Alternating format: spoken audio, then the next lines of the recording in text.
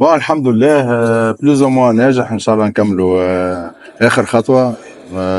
بطبيعه الحال الماتش النهائي مش يكون سهل ضد منافس محترم جدا. شنو هو السر؟ السر هو الخدمه، سي لو ترافاي كي باي. كما نقولوا لكل مجتهد نصيب. الاولاد تعبوا على طول السنه هذه، كان فما ريزيستانس مونتال كبيره الحقيقه، ونشكرهم على الشيء هذايا، وان شاء الله نشكرهم اكثر من بعد النهائي باذن الله. هو ما شاء الله يعني كمركب ممتاز جدا. بوتيتر لا بيلوز مستحقه اكثر كومبيتيسيون باش تكون مستويه اكثر، فهمت؟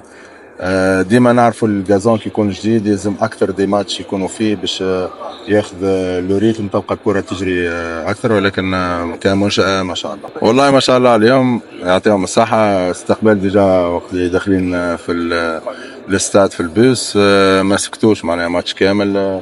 متعونا واستمتعوا هما جو بونس بالريزلتا والمانيير.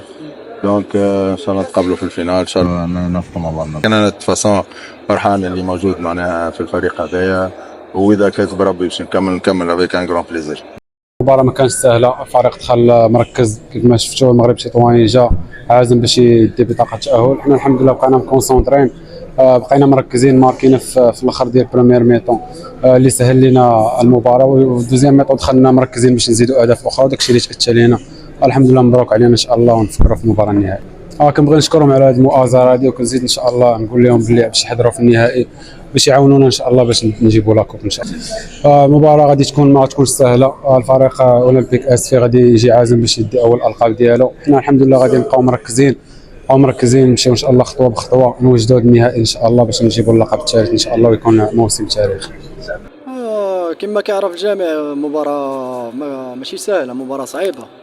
ثم كتشوفوا فريق النهضة البركانية لا ترسانة عنده، وما نساوش بالله هو بطل المغرب وبطل افريقيا. فما كانت حنا ماجيين تطوان وماجيين وعارفين بان المباراة صعيبة، ولكن حنا الدراري الحمد لله قدمنا مباراة كبيرة. الدراري قدموا واحد القتالية اللي كنشوفوا دراري صغار، النص الكبير من ليسبوار، وبهم ان شاء الله غادي ان شاء الله هما اللي يكونوا هازين المشعل ديال الفريق ان شاء الله من هنا لقدام.